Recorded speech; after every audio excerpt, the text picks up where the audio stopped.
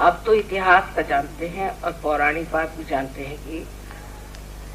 होलिका को जलाने पे ही होली जलाई जाने लगी और इसमें किसानों के लिए भी उनका सब काम खत्म हुआ और ये सोच करके कि अब सब कुछ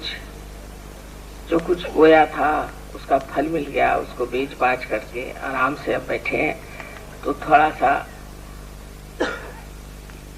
उसका आनंद भोगना चाहिए। पर इससे भी पहली बात यह है कि होली की शुरुआत जो थी, हालांकि ये होली का दहन जब हुआ उसी मुहूर्त में बिठाई हुई बात है, ये काम श्री कृष्ण ने किया, क्योंकि श्री राम जब संसार में आए तो श्री राम ने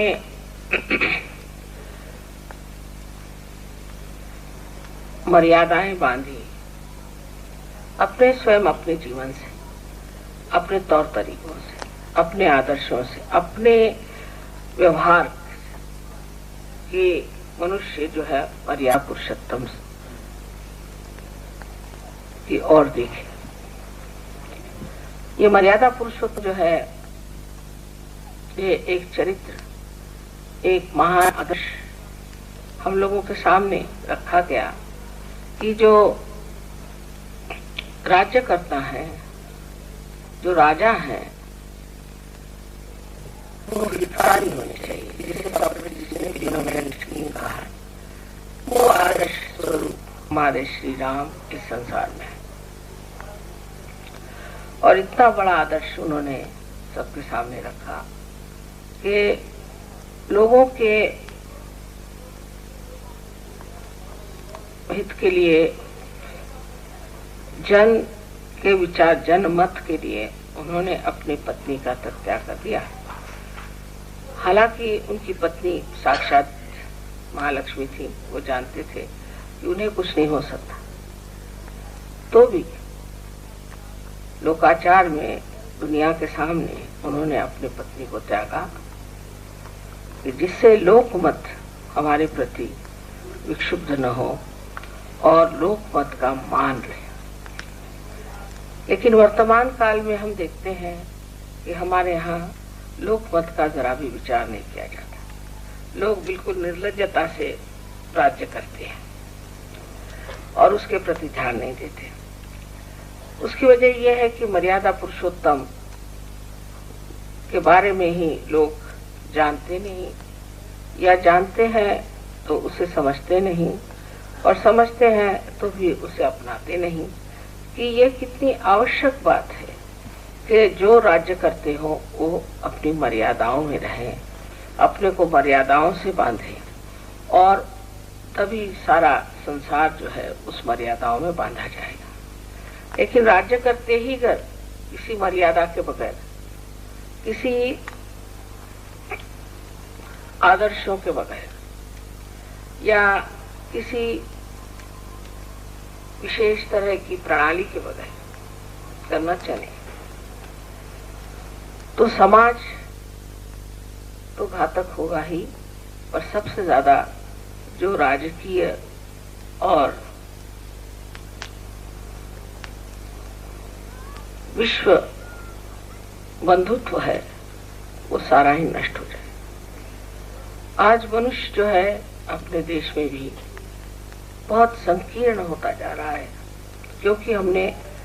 अपनी मर्यादाएं जो बांधनी थी वो नहीं बांधी, और जो नहीं बांधनी थी वो बांधी। जैसे हम अपने को मैंने आपसे पहले बताया, दिल्ली वाले समझते हैं या हम बम्बई वाले समझते हैं, फिर दिल्ली बम्बई वाले, फिर दिल्ली में भी हम लोग कोई है तो वो बम्बई शहर वाले हो गए, फिर वो ओल्ड दिल्ली वाले हो गए, कोई नोएडा वाले हो गए, फिर करते करते इस तरह की हम अपनी सीमाएं बांधते जा रहे हैं कि जब हम विश्व बंधुत्व में उतरे, जब हम विश्व के एक सिटीजन हो गए हैं, तब भी हम इस तरह की छोटी छोटी मर्यादाओं में बंधे हुए हैं। और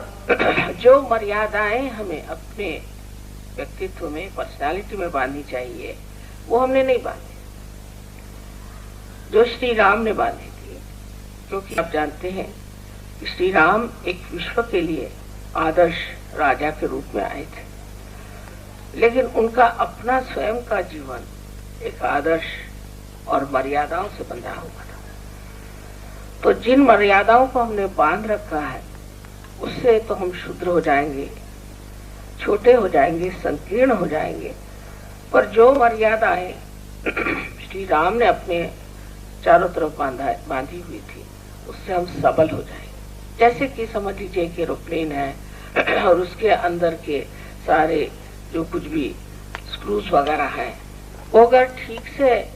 न बांधे जाए और वो अगर ठीक से न जोड़े जाए या वो कार्यान्वित न हो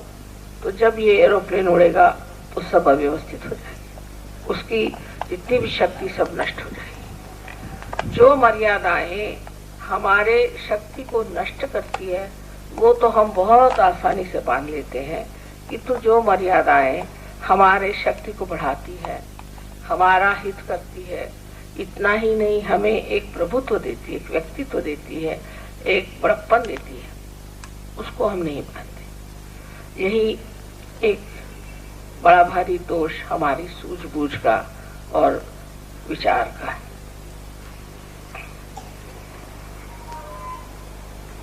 लेकिन तो भी इन मर्यादाओं के बीच में बंधे हुए लोगों ने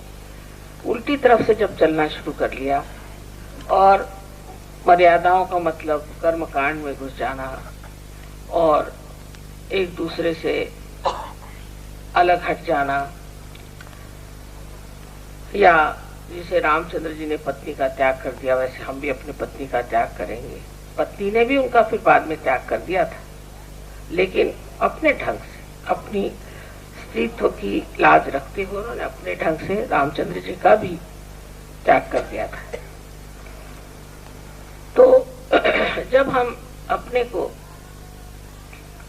इस तरह से संकीर्ण बनाते जा रहे हैं और बनते जा रहे हैं, तब हमको चाहिए कि हम अपनी ओर थोड़ा विचार करें कि हमने कौन सी मर्यादाएं बांध रखी है और कौन सी मर्यादाओं में हम बनते चले जा रहे हैं और कौन सी मर्यादाएं जो हमने बांधनी चाहिए थी बिल्कुल बांधी ही नहीं।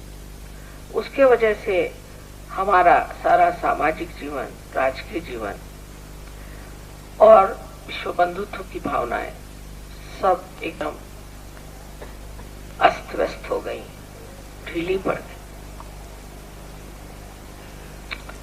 लेकिन जो मर्यादाएं श्री रामचंद्र जी बांधे थी उससे इसी तरह की मर्यादाएं लोग जो बांधने लगे जिसे मैंने आपसे बताया, और इसी तरह से कर्म कांडों में आदि में जब वो जाने लगे